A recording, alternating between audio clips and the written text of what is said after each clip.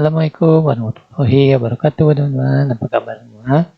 Mudah-mudahan kita semua selalu dalam keadaan yang baik-baik saja. Amin. Di video saya kali ini saya akan tetap terus membahas tentang prediksi soal serta pembahasannya untuk pretest PPG 2022 ini untuk guru bahasa Inggris yang sesuai dengan kisi-kisi tentunya.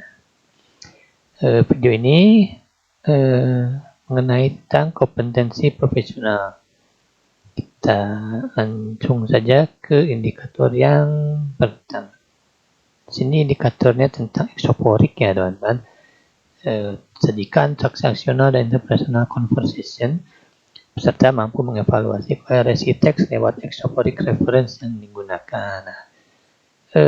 Sebelum lanjut kita ke prediksi soal, kita bedah dulu apa sih anaforik itu, apa sih kataforik atau exoporik itu. Di sini sudah saya singkat inti-intinya. Itu untuk anaforik ini adalah pronoun atau word atau frasa yang merujuk ke subjek atau objek yang disebutkan di awal kalimat di awal ya. Kalau anaforik itu awal kalimat. Contohnya, I went out with Jill Sunday. She looked pale.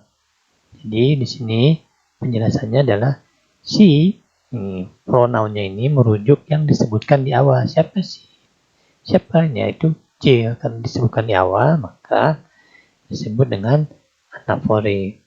Untuk kataforik ini itu kalimat setelahnya atau kalimat terakhir.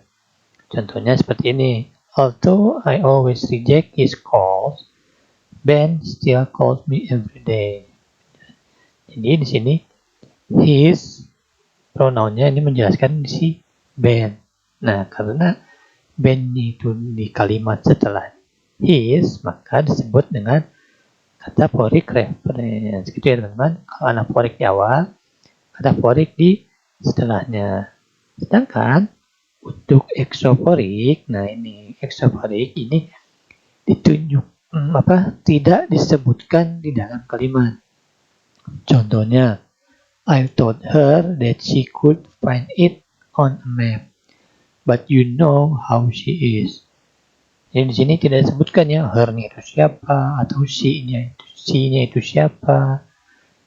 Maka kalimat ini termasuk dengan exoporik reference. Gitu ya teman-teman.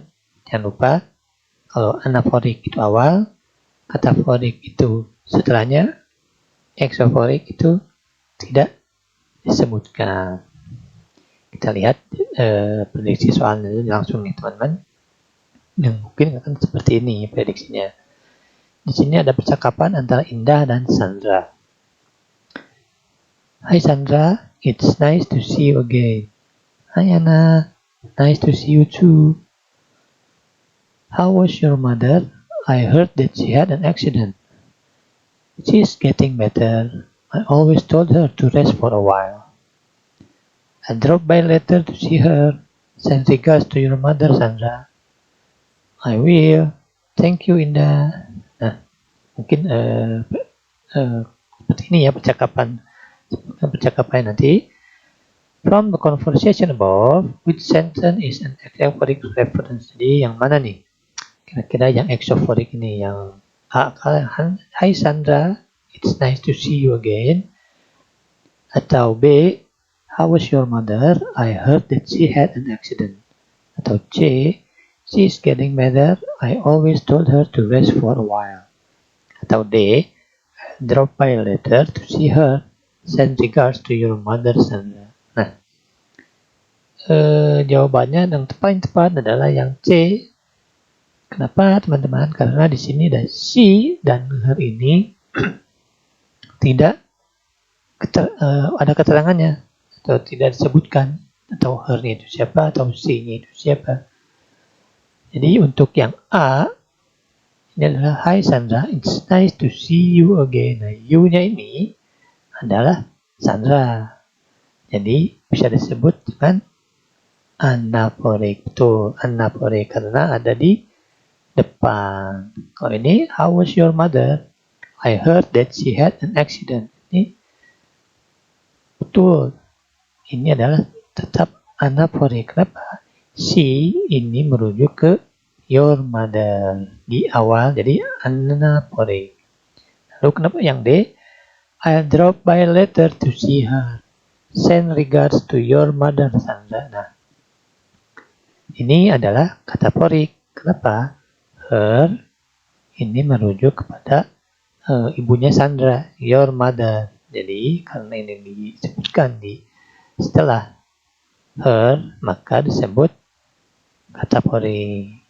Jadi kalau eksoporik itu tidak ada rujukannya ya teman-teman. Bukan dari keterangan, tapi tidak merujuk ke mana-mana. Jadi tanpa keterangan lah. Seperti itu ya teman-teman. Mungkin prediksinya akan seperti ini ya teman-teman. Yang penting teman-teman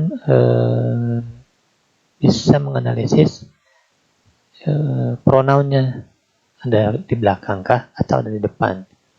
Kalau nggak ada rujukannya berarti itu exo. Kalau ada di depan itu berarti anak. Atau di belakang itu berarti kata. Kataporik, anaporik, eksoporik. Iya teman-teman, gampang sekali kan? Lalu ke indikator berikutnya. Di sini disajikan sebuah teks peserta mampu menentukan time conjunction yang tepat, seperti as soon as atau by the time atau until dan lain-lain. Nah di sini time conjunction ini banyak yang menentukan, cuma yang umum. Nah yang umum ini adalah biasanya yang ini teman-teman. Jadi ini berantakan ya. Maaf teman-teman, itu saya berantakan. Yang umumnya ini biasanya disebutkan seperti ini. Maka kita harus tahu arti-arti dari kata-kata time conjunction. Seperti ini, by the time itu berarti pada saat itu, after itu setelah ya, after, before itu pada dapat tahu, since itu sejak, when atau while itu ketika, previously sebelumnya, secondly itu kedua, as soon as itu sesegera ya, as soon as itu sesegera, atau at the same time itu pada waktu yang sama. Jadi apabila teman-teman ingat arti-artinya, saya rasa mudah sekali untuk menjawab soal-soal tentang time conjunction. Jadi mungkin prediksi soalnya kan seperti ini teman-teman, singkat. I will write that report blank possible. Jadi jawaban yang tepatnya adalah before, although, since, as soon as, atau until. Ini time conjunction-nya ya. Yang tepat itu yang mana? Jadi jawaban yang paling tepat adalah yang ini, yang D teman-teman. Seharusnya D, maaf nih, seharusnya yang D. Kenapa yang as soon as? Karena ini mempunyai arti bahwa saya akan menuliskan reportase itu sesegera mungkin. Jadi yang paling tepat adalah as soon as. Jadi bukan until atau since atau before. Ini kan sebelum. I will write that report before possible. Itu kan sebelum mungkin itu tidak mungkin ya artinya. Atau since sejak mungkin itu tidak. Jadi yang paling tepat itu adalah as soon as, karena artinya saya akan menuliskan reportase itu sesegera mungkin. Itu teman-teman. Udah ya. Apabila kita tahu artinya. Jadi yang perlu saya ingatkan di sini, yang kataporik, eksaporik, dan anaporik itu perbedaannya di mana teman-teman harus ingat.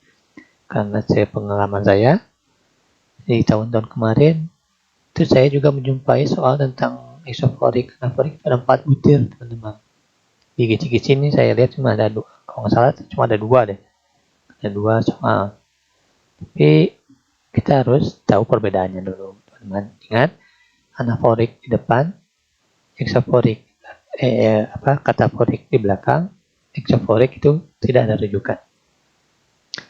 Lalu yang time conjunction itu yang penting teman-teman tahu arti dari kata-kata time conjunction. Itu pasti akan langsung masuk ke kalimatnya. Gitu teman-teman ya. video saya kali ini. Mudah-mudahan video singkat ini bisa bermanfaat untuk teman-teman semua dan bisa lulus pretest PPG tahun ini, sehingga teman-teman bisa mengikuti program PPG ini sampai lulus dan mendapatkan sertifikasi. Oke teman-teman, sekian dari saya. Sampai jumpa di video saya selanjutnya. Assalamualaikum warahmatullahi wabarakatuh.